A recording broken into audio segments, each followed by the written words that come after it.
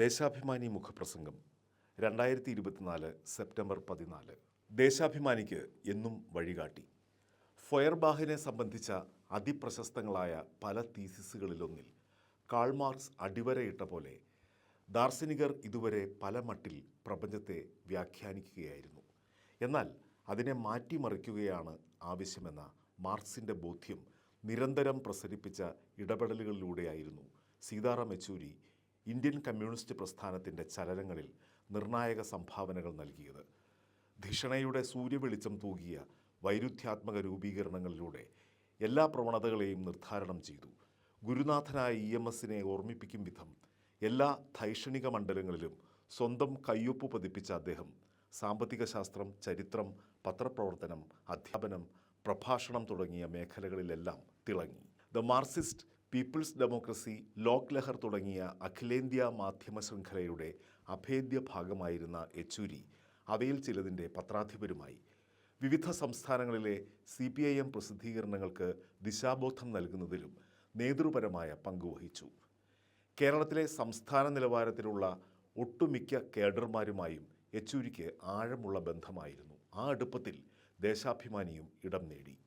ജനകീയ സമരങ്ങൾ നിരന്തരം മുന്നോട്ട് കൊണ്ടുപോകുന്നതിനുള്ള ആയുധമായി അതിനെ കണ്ട അദ്ദേഹം പ്രചാരകനും പ്രക്ഷോഭകനും മാത്രമല്ല, സംഘാടകനും കൂടിയാണ്. പത്രം എന്ന ലെനിനിസ്റ്റ് കാഴ്ചപ്പാടിന് അനുസൃതമായി പ്രവർത്തിക്കാൻ ദേശാഭിമാനി പ്രവർത്തകരെ ഉണർത്തിച്ചു. പുതിയ ലോക സാഹചര്യത്തിൽ പത്രത്തിന് പ്രത്യേക ഉത്തരവാദിത്വമുണ്ടെന്നും കൂട്ടിച്ചേർത്തു. സമൂഹത്തിലെ മൂർത്ത സാഹചര്യങ്ങളിലാണ് മാധ്യമങ്ങൾ പ്രവർത്തിക്കുന്നത് എന്നതാണ് അതിന് കാരണമെന്നും ഊന്നി.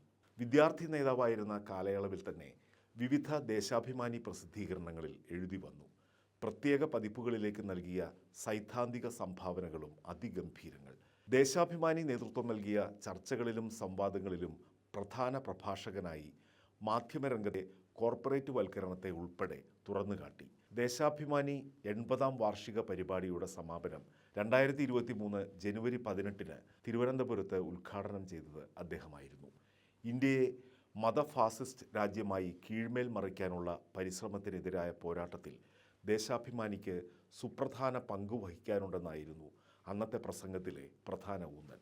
രാഷ്ട്രീയ സ്വാതന്ത്ര്യത്തിൽ നിന്ന് സാമൂഹ്യവും സാമ്പത്തികവുമായ സ്വാതന്ത്ര്യത്തിലേക്കുള്ള പരിവർത്തനം അനിവാര്യമാണ്. ജനാധിപത്യ മതനിരപേക്ഷ മൂല്യങ്ങൾ സംരക്ഷിക്കുന്നതിൽ ദേശാഭിമാനിക്ക് നിർണായക കടമ ഏറ്റെടുക്കാനുണ്ട്. വിവിധ സമ്മർദ്ദങ്ങൾ അതിജീവിച്ചാണ് അത് വളർന്നത്. സാമൂഹ്യഘടന മാറ്റിയെഴുതാനുള്ള ഗൂഢാലോചനകളാണ് ചുറ്റും. പുതിയ ദിശയിലേക്ക് സമൂഹത്തെ നടത്തുമ്പോൾ അതിനെതിരായ അവബോധം സൃഷ്ടിക്കാൻ ദേശാഭിമാനിക്ക് രാഷ്ട്രീയ സ്വാതന്ത്ര്യത്തിൽ നിന്ന് സാമൂഹികവും സാമ്പത്തികവുമായ സ്വാതന്ത്ര്യത്തിലേക്കുള്ള പരിവർത്തനം അനിവാര്യമാണ്. കോർപ്പറേറ്റ് വർഗീയ കൂട്ടുകെട്ടാണ് രാജ്യം ഭരിക്കുന്നത്. പകുതി സമ്പത്തും 1% കൈകളിലാണ്. ഈ കൂട്ടുകെട്ട് ഫാസിസത്തിൻ്റെ പടിവാതിൽക്കലോളം എത്തിയിരിക്കുന്നു. കേന്ദ്ര സർക്കാർ ഇന്ത്യയെ അമേരിക്കൻ പങ്കാളിയാക്കി മാറ്റിയിരിക്കുന്നു. റഷ്യയിൽ നിന്ന് ഇറക്കുമതി ചെയ്യുന്ന എണ്ണ വിഭവങ്ങൾ അമേരിക്കയുടെ കാൽക്കീഴിലേക്ക് ഒഴുക്കുന്നത് അതിൻ്റെ ഭാഗവുമാണ്. അതാകട്ടെ സാമ്രാജ്യത്വ വിധേയത്വത്തിൻ്റെയും പങ്കാളിത്തത്തിൻ്റെയും ലക്ഷണവും. കോർപ്പറേറ്റ് വർഗീയ ശക്തികൾ മാധ്യമങ്ങളെ പല മട്ടിലാണ് ദുരുപയോഗം ചെയ്യുന്നത്. 2 വൻ കുത്തകകളാണ് രാജ്യത്തെ മാധ്യമങ്ങളെ ആകെ നിയന്ത്രിച്ചു നിർത്തുന്നത് എന്നതും വസ്തുത. വിദ്വേഷ ലാവ ആഴത്തിൽ പടർത്തി ഭിന്നിപ്പിക്കാനാണ് കുത്തക മാധ്യമങ്ങളുടെ പദ്ധതി. കോർപ്പറേറ്റ് മാധ്യമ വർഗീയ സഖ്യത്തിനെതിരായ ചെറുത്തുനിൽപ്പ് കാലഘട്ടത്തിൻ്റെ ആവശ്യമാണ്. അവ നിർമ്മിച്ചെടുക്കുന്ന വ്യാജ ചരിത്രം തുറന്നു കാട്ടിയുള്ള ആശയപ്രചാരണങ്ങളും അത്യാവശ്യം. 2 ദശാബ്ദത്തിന് ശേഷം ദേശാഭിമാനി 1 നൂറ്റാണ്ട് ആഘോഷിക്കുമ്പോഴേക്കും ഫാസിസ്റ്റ് കോർപ്പറേറ്റ് ശക്തികളെ കീഴടക്കാനും സോഷ്യലിസ്റ്റ് ലോകത്തേക്ക് നയിക്കാനും സാധിക്കണമെന്ന പ്രത്യാശയോടെയാണ് യെച്ചൂരി പ്രസംഗം അവസാനിപ്പിച്ചത്. എന്നാൽ ആ വിലയേറിയ ജീവൻ പെട്ടെന്ന് നിലച്ചുപോയി. ആ ഓർമ്മകൾ എന്നും പ്രകാശവും പ്രചോദനവും ആവേശവും പകരും.